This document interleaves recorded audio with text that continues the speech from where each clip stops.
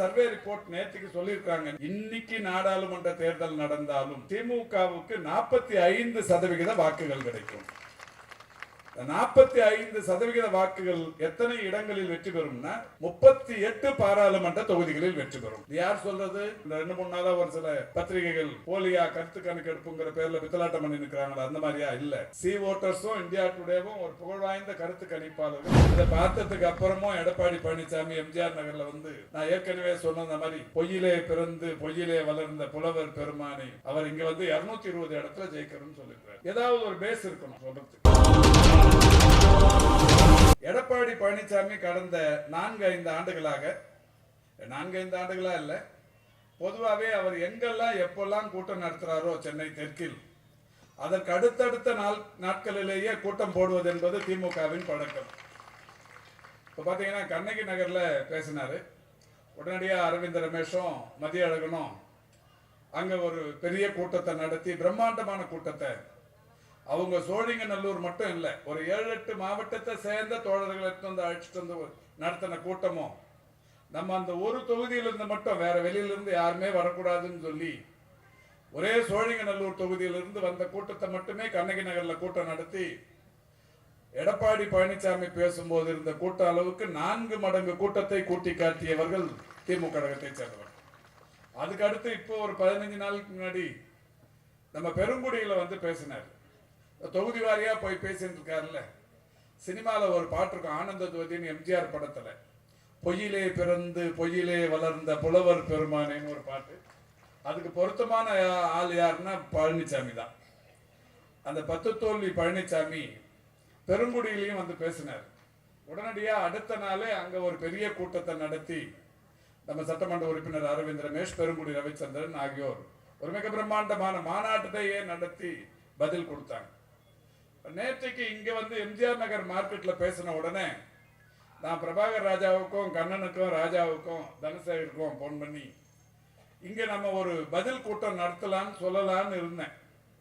ஆனா திமுகவை காக்கும் அரண் பெரியார் வழியில் வந்த பேராசிரியர் இன்னைக்கு வந்து இந்த திராவிட மாடல் ஆட்சி,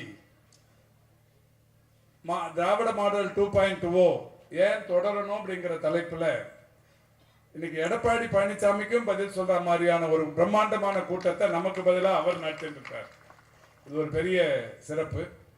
எனக்கு முன்னாடி பேசின ஆலு ஷானவாஸ் சட்டமன்றத்தில் பேசினாலும் சரி, இல்லை இது போன்ற மக்கள் மன்றங்களில் பேசினாலும் சரி, இல்லை ஊடக விவாதங்களில் பேசினாலும் சரி, இது ஒரு சரவெடி மாதிரி. ஷானவாஸ் இல்லை, சரவெடி நவாஸ். அந்த மாதிரி ஒரு அற்புதமான பேச்சாளர்.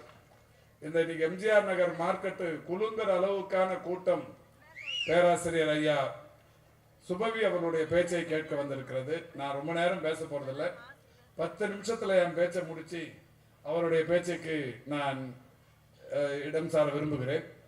வருகை தந்திருக்கிற இயக்க முன்னோடிகள், திராவிட இயக்க தமிழர் பேரவை நிர்வாகிகள் பேர்லாம் சொன்னாவே 10 நிமிஷம் ஆயிடும். அதனால பேர்லாம் சொன்ன மாதிரி நீங்க அன்பு கூர்ந்து கருதி கொள்ள வேண்டும் என்று அன்போடு வேண்டி கேட்டுக் கொள்ளுகின்றேன். யாரும் கோச்சிக்க மாட்டீங்க, நல்லா தெரியும். இந்த கூட்டத்தை பொறுத்த வரைக்கும் நேற்றுக்கு எடப்பாடி பழனிசாமி பேசும்போது ஏதோ நிறைய பேசுவார்னு பார்த்தா அவர் கடைசியா பேசும் போது நாங்க 220 இடத்துல ஜெயிப்போம்னு சொல்லியிருக்கிறார். அதுதான் ஒரே சிரிப்பா இருக்கு. இந்த ஆண்டோட பெரிய நகைச்சுவையே அதுதான். நேற்றுக்கு தான் சி ஓட்டர்ஸும் இந்தியா டுடேவும் ஒரு கருத்து கணக்கெடுப்பு நடத்தி வெளியிட்டு இருக்கிறாங்க. இந்த டுபாகோ ஒரு கருத்து கணக்கெடுப்பு இல்லை. கிருஷ்ணமூர்த்தி கூட ஒரு நாள் சொன்னாரு, இந்தியா டுடேக்காரங்க 1 மாசமா சைதாப்பேட்டையை சுத்தி வர்றாங்கன்னு. ஏன் பண்ண அவங்க ஏதோ சர்வே எடுக்கிறாங்களா?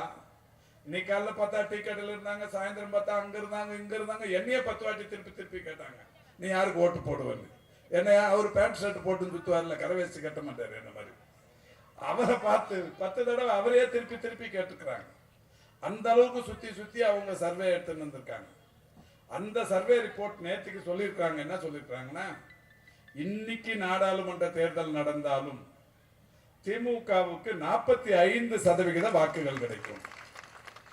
45% வாக்குகள் எத்தனை இடங்களில் வெற்றி பெறும்னா 38 பாராளுமன்ற தொகுதிகளில் வெற்றி பெறும். 39 ஒட்டுமொத்தமா தமிழ்நாட்டில் 38 இடங்கள்ல வெற்றி பெறும். இது யார் சொல்றது? இங்க இருக்கிற நேற்று ஒரு 2-3 நாளா ஒரு சில பத்திரிகைகள் போலியா கருத்து கணக்கெடுப்புங்கிற பேர்ல பித்தலாட்டம் பண்ணி நிற்கிறாங்களா, அந்த மாதிரியா இல்ல. சி ஓட்டர்ஸும் இந்தியா டுடேவும் ஒரு புகழ்வாய்ந்த கருத்து கணிப்பாளர்கள். இதுக்கு முன்னாடி நடைபெற்ற எல்லா தேர்தல்கள்லயும் அவங்க வெளியிட்ட கருத்து கணிப்பு பார்த்தீங்கன்னா ஆல்மோஸ்ட் 100% சரியா இருக்கும். அவங்க சொல்லியிருக்கிறாங்க இன்னைக்கு தேர்தல் நடந்தாலும் 39க்கு 38 பாராளுமன்ற தொகுதிகளில் திமுக வெற்றி பெறும். உடனடியா இந்து குழும தலைவர் பெருமதிப்பிற்குரிய ஹிந்து ராம் இப்ப பத்திரிகையாளர் சந்திப்பை நடத்தி இன்னைக்கு காலையில நேற்றுக்க சொல்லியிருக்கிறாரு, இந்த சி ஓட்டர்ஸ் இந்தியா டுடே கணிப்புப்படி திமுக இன்னைக்கு தேர்தல் நடந்தாலும் 200க்கும் மேற்பட்ட இடங்களில் வெற்றி பெறும் சொல்லியிருக்காங்க. இதை பார்த்ததுக்கு அப்புறமும் எடப்பாடி பழனிசாமி எம்ஜிஆர் நகர்ல வந்து நான் ஏற்கனவே சொன்ன மாதிரி பொய்யிலே பிறந்து பொய்யிலே வளர்ந்த புலவர் பெருமானை அவர் இங்க வந்து 220 இடத்துல ஜெயிக்கணும்னு சொல்லியிருக்காரு. ஏதாவது ஒரு பேஸ் இருக்கணும், ஒரு காரணம் இருக்கணும் சொல்றதுக்கு.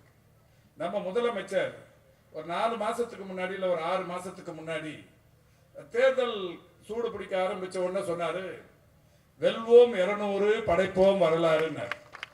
வெல்வோம் 200 படைப்போம் வரலாறுன்னு சொன்னதே எதுக்குன்னா, ஏதோ நாங்க 200 இடத்துல ஜெயிச்சிருவோம். இதுக்கு முன்னாடி இந்த வரலாறை படைத்ததாருன்னா கலைஞர் மட்டும்தான்.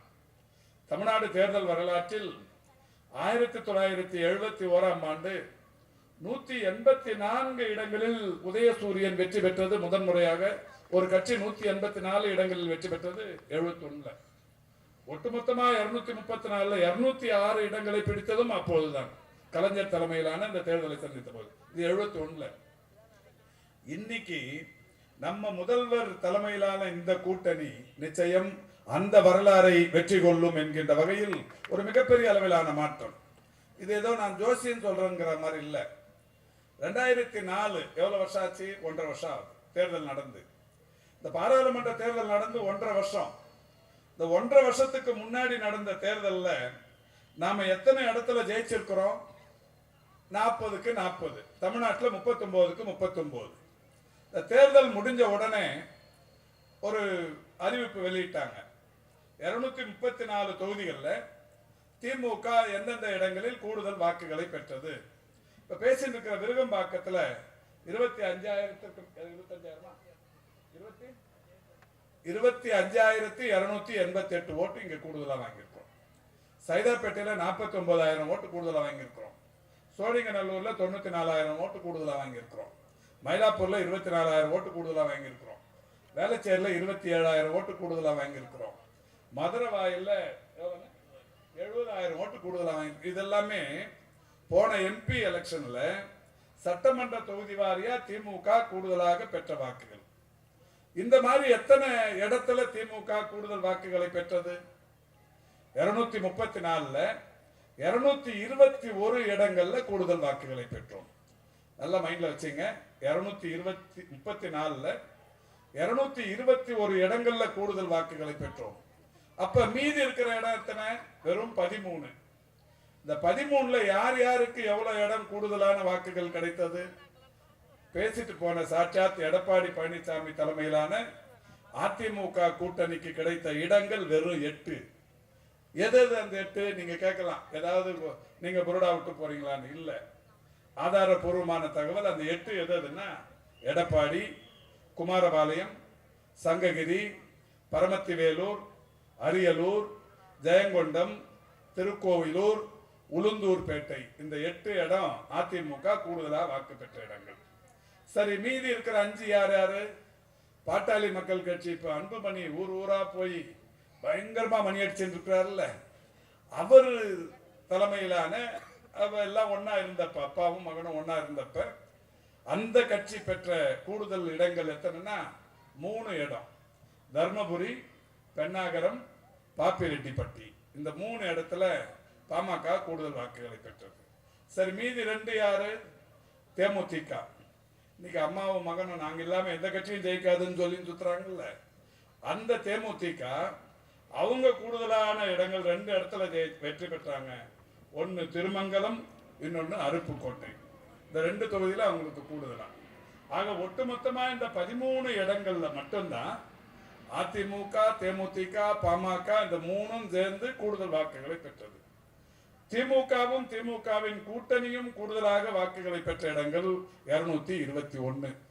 அதனாலதான் நம்ம முதல்வர் சொன்னாரு, இந்த கணக்கை பார்த்ததுக்கு அப்புறம் தான் முதலமைச்சர் சொன்னாரு, ஜெயிச்சது கூட வெறும் 100 ஓட்டு 200 ஓட்டு இல்லை. உங்க கண்ணெதிரிலேயே கேட்டோம், 94,000 ஓட்டு, 70,000 ஓட்டு, 25,000 ஓட்டு, சைதாப்பேட்டையில் 49,000 ஓட்டு.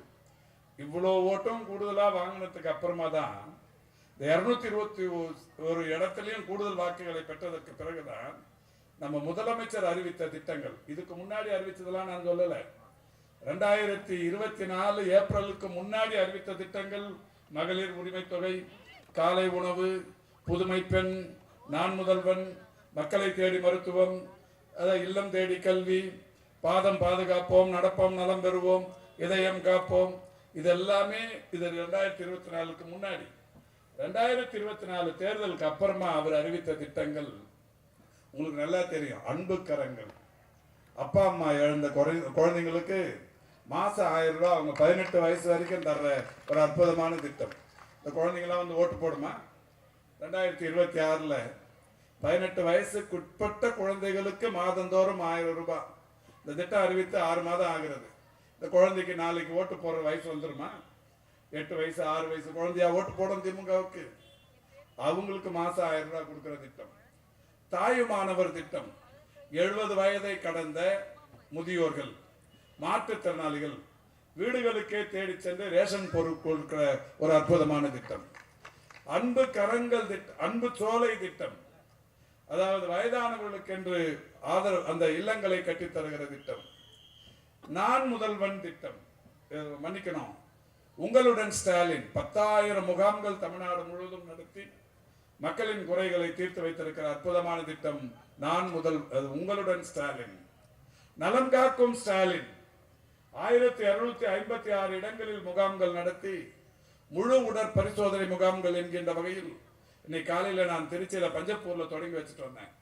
அந்த முகாம் அந்த மாதிரி 1256 இடங்களில் இன்னும் இந்த மாசம் கடைசியில் எல்லாமே முடிய போகுது. இது வரைக்கும் அதில் பயன்பெற்றிருப்பவர்கள் 17 லட்சம் பேர் இந்த முகாம்கள் நடத்தப்பட்டு முடிவுற்று இருக்கிறது. உண்மையிலேயே அந்த முகாம்களில் பயன்பெற்றிருப்பவர்கள் தனியார் மருத்துவமனைக்கு போனா 20,000 ரூபாய் செலவு பண்ணா ஒரு முழு உடல் பரிசோதனைக்கு செலவு பண்ண வேண்டிய தொகையை இன்றைக்கு விலை மதிப்பில்லாத இந்த முகாம்களின் மூலம் இலவசமாக கிடைக்கிறது. அந்த முகாம் நடத்தியிருக்கிறோம். இதை தாண்டி 2 நாளைக்கு முன்னாடி நம்ம முதல்வர் ஒரு 14 வயது இளம் பெண்கள் தமிழ்நாட்டில் 14 வயசு, கரெக்டா 14 வயசு எவ்வளவு பேர்னா 3,38,649 குழந்தைகள். இவங்கெல்லாம் எங்க இருக்காங்கன்னா அரசு பள்ளிகளில் படிப்பவர்கள், அரசு நிதி உதவி பெறுகிற பள்ளிகளில் படிப்பவர்கள். 3,38,649 குழந்தைகளுக்கு அதாவது HPV அப்படிங்கிற ஒரு தடுப்பூசி. என்னது HPV? ஹியூமன் பாப்பிலோமா வேக்சின்ங்கிற ஒரு தடுப்பூசி. எதுக்காக அந்த தடுப்பூசி?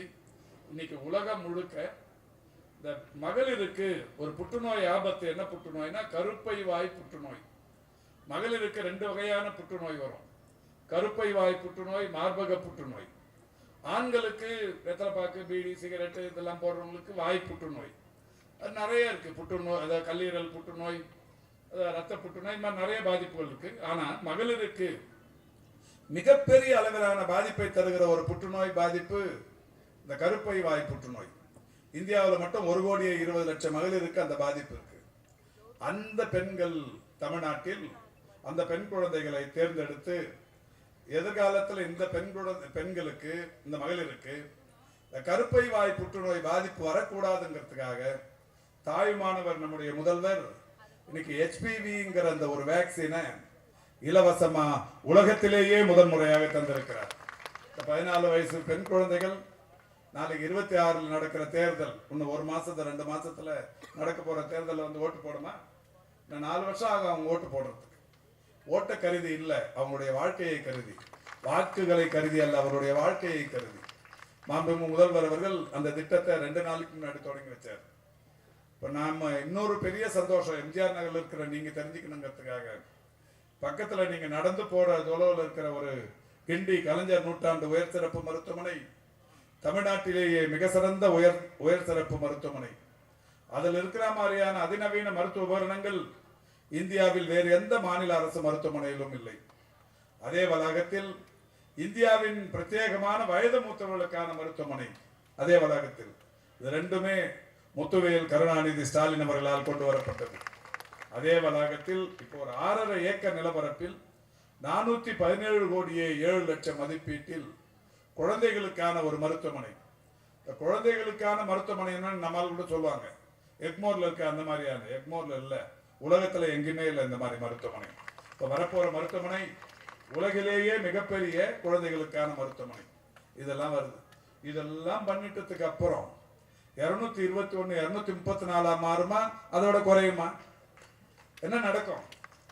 இப்ப விருகம்பாக்கத்துல எவ்வளோ வேலைங்க செஞ்சிருக்கிறார் பிரபாகர் ராஜா. இங்க நீங்க பாத்தீங்கன்னா டபுள் டேங்க் ரோடு எதிரில் ராஜமன்னார் சாலை, ராமசாமி சாலை, கொஞ்சம் மழை வந்தாலும் இடுப்பளவு தண்ணி நிற்கும். கண்ணன் கவுன்சிலரா இருக்கிற பாரதிதாசன் காலனி, கொஞ்சம் மழை வந்தாலும் தண்ணி அவ்வளோ தண்ணி நிற்கும். போன மழையில ஜனங்கள்லாம் அவ்வளோ கொண்டாடினாங்க. முத்துவேல் கருணாநிதி ஸ்டாலினின் முயற்சி விருகம்பாக்கத்தை மழை வெள்ள பாதிப்பிலிருந்து மீட்டு எடுத்திருக்கிறது. அது மாதிரி எல்லா தொகுதியிலும் சொன்னா ரொம்ப நேரம் ஆகும். அந்த மாதிரி இவ்வளோ வேலைக்கு செஞ்சுட்டு இதே இடத்துல தான் நாங்கள் ஒரு பட்டாவுக்காக ஒரு வீடு இங்கே பட்டா எங்கேன்னு ஒரு பெரிய போராட்டம் நடத்தணும். ஆளுங்க எதிர்கட்சியா இருந்தப்ப நாங்கள் மறக்கல. யாராவது சைடில் கடைக்காரங்க நீங்க இந்த இடத்துல ஒரு போராட்டம் நடத்துனீங்களே பிரம்மாண்டமா, இதே மாதிரியான ஒரு கூட்டத்தை கூட்டி நடத்தணும். நடத்தினதுக்கு அப்புறம் தான் இன்னைக்கு மாண்புமிகு முதல்வர் தமிழ்நாடு முழுக்க 22 லட்சம் பட்டாக்களை தந்திருக்கிறார். இந்த விருகம்பாக்கத்துல கூட யாருக்கெல்லாம் இப்ப இந்த பட்டா தரணுமோ முடியுமோ அதெல்லாமே இன்னைக்கு கணக்கெடுத்து அந்த பணிகள் நடைபெற்று கொண்டிருக்கிறது. ஆய்வுகள் வீட்டு வீட்டுக்கும் அதிகாரிங்க கேட்டு இருக்கிறாங்க. இந்த பிப்ரவரிக்குள்ள முடிஞ்ச அளவுக்கு எல்லாருக்கும் கொடுக்கிறது. இதோட முடிய போது அதனாலதான் பேராசிரியர் சொல்லியிருக்காரு 2.0 ஏப்ரலுக்கு அப்புறமும் இது தொடரும். விடுபட்டு போனவங்களுக்கு திருப்பி பட்டா கொடுக்க போறோங்கிறத சொல்றதுக்கு தான் இந்த கூட்டம். கொடுக்க முடியறவங்களுக்கு இப்ப கொடுக்கிறோம், அதுக்கப்புறம் மே மாசத்துக்கு அப்புறம் கொடுக்கிறோம். அதுக்கான கூட்டம் தான் இந்த கூட்டம். கூட்டத்தை மிக சிறப்பாக நடத்தி கொண்டிருக்கிற நம்முடைய திராவிடர் இயக்க தமிழர் பேரவை அமைப்புக்கு என்னுடைய நெஞ்சம் நிறைந்த நன்றியினை காணிக்கையாக்கி, சிறப்பான கூட்டம் இப்பகுதியில் நடைபெற எல்லா வகையிலும் நம்முடைய தோழமை அமைப்புக்கு உறுதுணையாக இருக்கிற சட்டமன்ற உறுப்பினர், பகுதி செயலாளர்களுக்கு என்னுடைய பாராட்டுக்களை தெரிவித்து விடைபெறுகிறேன். நன்றி, வணக்கம்.